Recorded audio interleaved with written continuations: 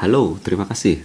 Pertanyaannya yang akan kita bahas hari ini adalah apakah mungkin menabung sambil juga kita melakukan riset PhD, sambil kita juga bekerja dan juga menjadi orang tua, dan juga PhD-nya di luar negeri, apakah mungkin untuk menabung ya? Jadi saya akan hari ini membagikan pengalaman terkait hal tersebut dan jawabannya adalah bisa. Walaupun mungkin tidak efektif, tapi mungkin bisa. Nah, sebelumnya selamat datang di saluran YouTube kita, PhD Crisis. Nama saya adalah Dimas dan dalam episode hari ini kita akan bahas topik menarik tentang kerja di luar negeri sambil mengejar PhD dan apakah itu memungkinkan untuk kita menabung. Nah, itu pertanyaannya. Jadi jika Anda tertarik dengan hal tersebut, tetaplah bersama kami dan jangan lupa subscribe untuk Anda yang belum. Nah, halo semuanya, terima kasih telah bergabung dengan kami di episode kali ini. Jadi banyak orang bermimpi untuk bekerja di luar negeri dan pada saat yang sama juga mengejar gelar PhD ya. Tapi pertanyaannya apakah kita bisa menabung ketika kita menggabungkan keduanya?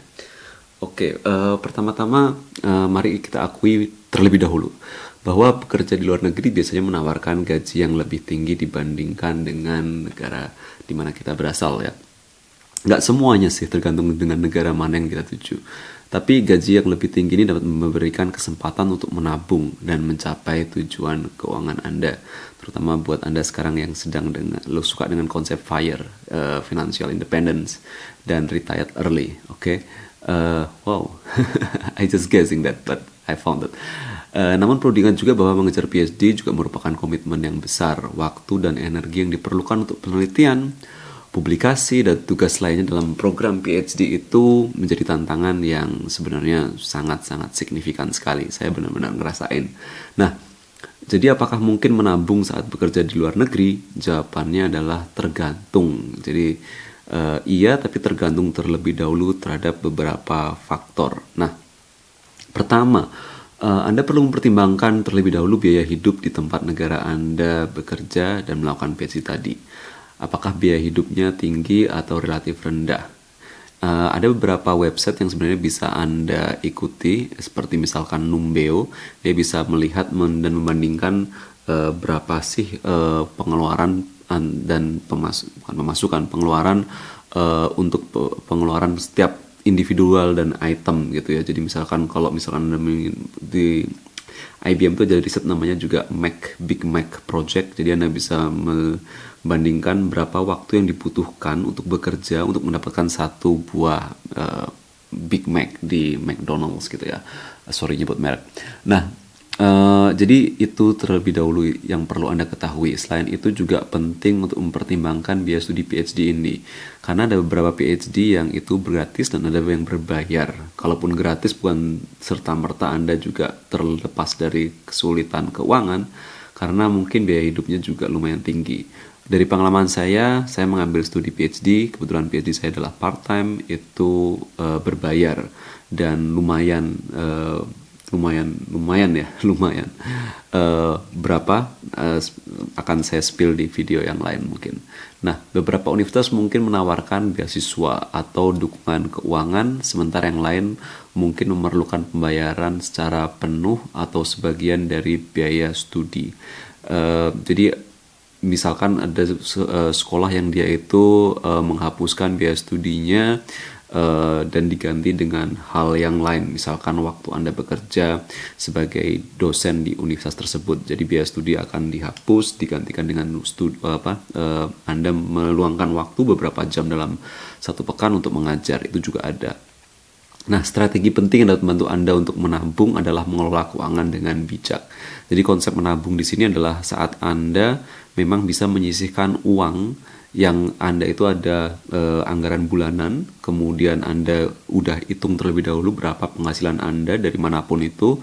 Kalaupun Anda punya proyek-proyek sampingan juga masukin biaya hidup, terutama di sini juga penting kalau Anda memiliki keluarga ya, ada anak, ada istri, itu nggak akan sama seperti kalau Anda masih single ataupun anak dan istri tidak ikut ke luar negeri, dan kemudian juga biaya studi. Kemudian berusaha untuk hidup di bawah kemampuan finansial Anda itu juga bisa membantu Anda dalam mengumpulkan tabungan Anda. Jadi misalkan Anda yang biasanya itu nggak pernah masak, mungkin Anda harus memikirkan alternatif untuk masak sendiri selama Anda studi, itu juga penting. Kemudian mencari peluang tambahan untuk mendapatkan pendapatan sampingan, itu juga menjadi pilihan yang baik. Jadi misalkan Anda bekerja separuh waktu untuk proyek konsultansi atau relevan dengan bidang keahlian Anda, atau Anda misalkan juga membuka akun side job kayak freelance, Upwork, itu merupakan hal yang cukup bisa membantu. Nah, jika Anda memiliki tanggungan keuangan seperti pinjaman atau tagihan lainnya, sangat penting untuk merencanakan pembayarannya juga. Jadi kalau misalkan Anda model kayak buka tutup lubang dengan kartu kredit, itu jangan kemudian lupa untuk terus-menerus menggunakan kartu kredit Anda. Kartu kredit itu hanya kayak semacam halusinasi ya. Jadi Anda merasa Anda bisa membayar, tapi sebenarnya tanggungan untuk pembayaran tiap bulanannya itu cukup mengintimidasi ya. Jadi itu akan selalu konsisten. Nah, kemudian ada yang misalkan Anda punya teman yang bekerja sebagai konsultan keuangan atau ahli dalam bidang dan dapat memberikan wawasan yang berharga, termasuk juga misalkan Anda melihat YouTube atau podcast yang berhubungan dengan keuangan dan perencanaan keuangan. Nah, yang tidak kalah pentingnya juga jangan lupakan kepentingan untuk menjaga keseimbangan antara pekerjaan dan studi. Ini akan membantu Anda menghindari kelelahan dan memastikan bahwa Anda dapat memberikan yang terbaik dalam kedua bidang tersebut. Jadi penting untuk kita ketahui bahwasanya semua melakukan studi PhD seperti yang saya bahas di video lain itu seperti melari maraton, stamina itu sangat penting. Ketahanan Anda dalam menghadapi berbagai macam cobaan itu penting. Buat Anda yang biasanya bergantung terhadap beasiswanya mungkin telat, itu Anda benar-benar akan ngerasain hal yang jauh lebih serem ketimbang ketemu mantan gitu ya.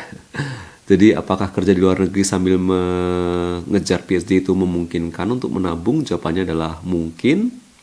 Tetapi itu akan tergantung pada situasi individual Anda, termasuk gaji Anda, biaya hidup, biaya studi, dan kemampuan Anda juga untuk mengelola keuangan dengan bijak.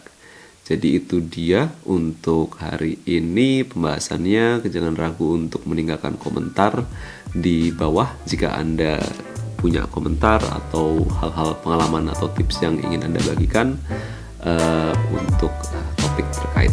Terima kasih sudah menonton episode kami. Jangan lupa untuk berlangganan ya, dan sampai jumpa di topik-topik berikutnya yang berhubungan dengan PhD, orang tua, financial freedom, dan hal-hal berkaitan seputar itu. Terima kasih.